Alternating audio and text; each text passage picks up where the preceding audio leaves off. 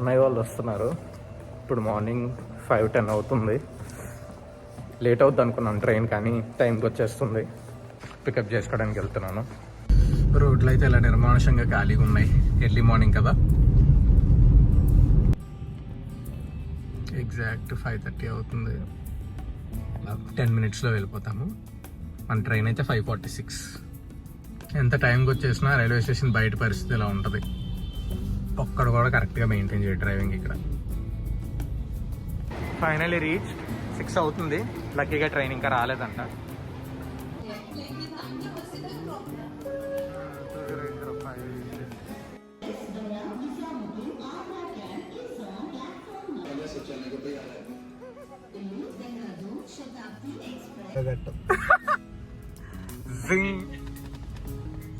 On video call. అది కూడా నాకు వద్దురా ఏడు చిలక, అరే చిలక.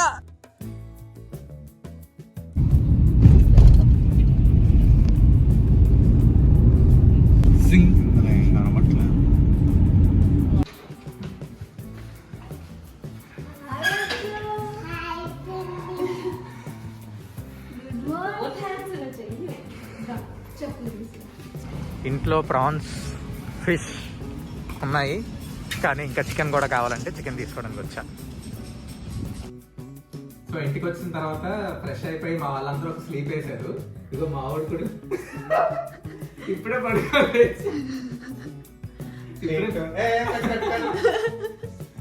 పడుకొని లేచాడు. మా వాళ్ళు అయితే వస్తూ వస్తూ సంక్రాంతిని తీసుకొచ్చారు ఢిల్లీకి, ఆంధ్ర నుంచి. మా అన్నయ్య అయితే స్పెషల్గా నా కోసం కేక్ చేసి తీసుకొచ్చాడు, చాక్లెట్ కేక్. చాలా బాగుంది ఇదైతే. ఇంకా బోల్డ్ ఐటమ్స్. అసలు నువ్వు ఏంటి పట్టుకున్నావు అమ్మా? ఇదేంటి చెప్పు. దోసకాయ. అరే దోసకాయ దోసకాయ. ఇంకా ఇవే. ఇదేంటమ్మా? నిమ్మకాయ తీసుకొచ్చాడు. ఇంకేం తీసుకొచ్చావు అజ్జో? క్యారెట్ తీసుకొచ్చావు పిన్నికి. ఇంకా ఇంకా ఇదేంటి? చిక్కుడుకాయ. మాకు ఇక్కడ కొబ్బరికాయలు అవి కూడా సరిగ్గా దొరకవు. సో కొబ్బరికాయలు, తేజు కోసం రైస్ పంపించారు వాళ్ళ ఇంటి దగ్గర నుంచి. ఇంకా మిక్చర్, అరటిపళ్ళు, ఇవి ఇంకా కొంచెం పండాలి. ఫ్రూట్స్ ఇవైతే బాక్స్ నిండా పాలు పంపించారు, టెట్రా ప్యాక్ పాలు ఇవన్నీనా. సో అవి పంపించారు మంచివి. పెరుగు, పచ్చడి చెప్తారు. ఏంటమ్మా ఇదా? ఇదేం చెప్తున్నారు నువ్వు? ప్రోమోగ్రానైట్ కాదు, పోమోగ్రానైట్.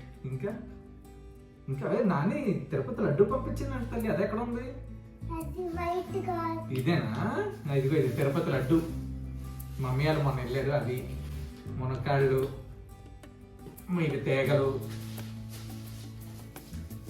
మొత్తం ఐటమ్స్ అన్ని తీసుకొచ్చేసారు. ఏంటంటే ఇదిగో ఇవి పంపించారు అమ్మమ్మ వాళ్ళు, పిన్ని కోసం పంపించారు. ఇవి కొబ్బరి స్నాక్స్, ఇవి పంపించారు. ఇంకా ఇదిగో ఇలా ఒకటి చెప్పారు చూడు. ఇంకా ఇవన్నీ ఆకుకూరలు, 3 types ఆఫ్ ఆకుకూరలు ఇవి. ఇంకా అరిసెలు, ఇంకా పచ్చడి, గోంగూర పచ్చడి స్పెషల్గా తేజు కోసం వాళ్ళ ఇంటి దగ్గర నుంచి. పెరుగు దీంతోని. ఇంకా ఇదొక పచ్చడి,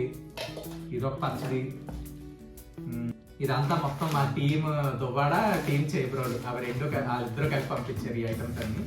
ఇంకా ఇక్కడ మాకు వరిపిండి కూడా దొరకట్లేదు, అది కూడా పంపించమంది తేజు. సో ఇన్ని ఐటమ్స్ తీసుకొచ్చారు మా వాళ్ళు. వస్తూ అజ్జో తీసుకొచ్చాడు. ఇప్పుడు పప్పుండు చెప్పలేదు. పప్పుండలు. ఈ తర్వాత ఇవి వైజాగ్లో నాకు చాలా నచ్చే స్వీట్స్. నిన్న మా అన్నయ్య తీసుకొచ్చారు వెళ్ళి. ఇవి ఒకటే ఫ్రెష్గా ఉన్నాయంటే, సో ఇవి తీసుకొచ్చారు. మెయిన్ ఐటమ్స్ ఇంకా చేపలు, రొయ్యలు కూడా తీసుకొచ్చారు. అవి కుకింగ్ అవుతున్నాయి, మా వదిన వండుతున్నారు. మధ్యాహ్నంకి ప్రాన్స్ బిర్యానీనా చికెన్ కర్రీ వండుతారు. నైట్కి ఫిష్ ప్లాన్ చేశాము. సో నేనైతే అవి బాగా కుమ్ముదామని ఫిక్స్ అయ్యి మార్నింగ్ బ్రేక్ఫాస్ట్ కూడా స్కిప్ చేసేసాను. సో డైరెక్ట్ అటాక్ ఇంక లంచ్లోనే. సో మా వంటలన్నీ అయిపోయిన తర్వాత నేను మీకు చూపిస్తాను రెసిపీస్ అవి ఎలా వచ్చాయో. నేను మా అజ్జో బాగా తింటాము రొయ్యల బిర్యానీ. ఏం తల్లి? ఫైనల్గా నేను ఎప్పుడెప్పుడైనా వెయిట్ చేస్తున్న లంచ్ టైం వచ్చేసింది. మా వంటలు కంప్లీట్ అయిపోయి చూస్తున్నారు కదా. మా వదిన అయితే ఎరగదీసేసింది వంటలు. అలా ప్రాన్స్ బిర్యానీ తింటుంటే ఎంత తిన్నా తనివి తీరట్లేదు. నా కోసం పాపం కష్టపడి మా మమ్మీ వాళ్ళు మార్నింగే మార్కెట్కి వెళ్ళి తీసుకొచ్చారంట, అవి ఫ్రెష్గా దొరుకుతాయని చెప్పి.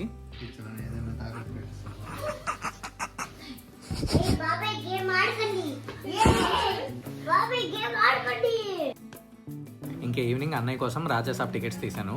మా అన్నయ్య చాలా పెద్ద ఫ్యాన్ ప్రభాస్కి. మూవీ టాక్ ఎలా ఉన్నా మనం వెళ్ళి ఎక్స్పీరియన్స్ చేయాలి కదా, అప్పుడే అసలైంది తెలుస్తుంది. ఇంకా ఇవి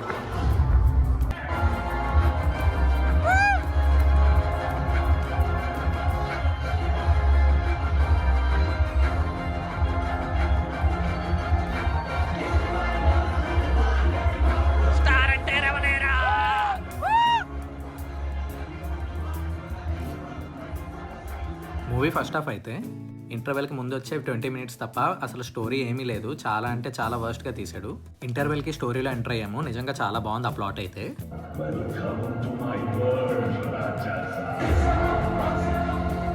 ఇప్పుడే ఫస్ట్ హాఫ్ అయింది మూవీది. నవ్వాలా ఏడవాలా అర్థం కావట్లేదు నాకైతే. చాలా నాన్ సెన్స్ పెట్టాడు ఫస్ట్ హాఫ్. మా రెబల్ స్టార్ ఫ్యాన్స్ అడుగుతాం టాక్. బాబు ఏంటమ్మా టాక్? ఓకే చూద్దాం, సెకండ్ హాఫ్ చూద్దాం బాబు. లోపల అంత సమయంగానే జరిగింది.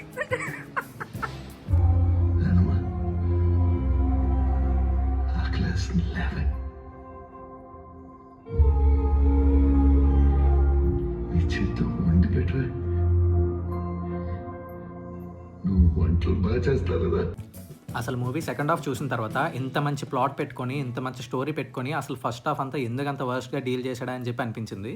సీరియస్గా ఆ అన్నెసెసరీ హీరోయిన్ ప్లాట్ అంతా తీసేసి వాడు కోర్ స్టోరీ మీద ఫోకస్ చేసి మూవీని ఒక 2 hours 10 minutes అలా ట్రిమ్ చేసి ఉంటే ఎక్సలెంట్ బ్లాక్ బస్టర్ అయ్యేది. నిజంగా ఇలాంటి మూవీ ఇప్పటిదాకా తీయలేదు. నిజంగా నేను ప్రభాస్ గట్స్కి అయితే ఫిదా అయిపోయాను ఆ స్టోరీ లైన్ని నమ్మి తను ఇంత వర్క్ చేసినందుకు.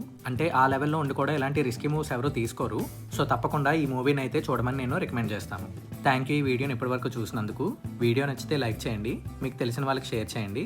తప్పకుండా ఛానల్ని సబ్స్క్రైబ్ చేసుకోవడం మర్చిపోవద్దు. Thank you so much.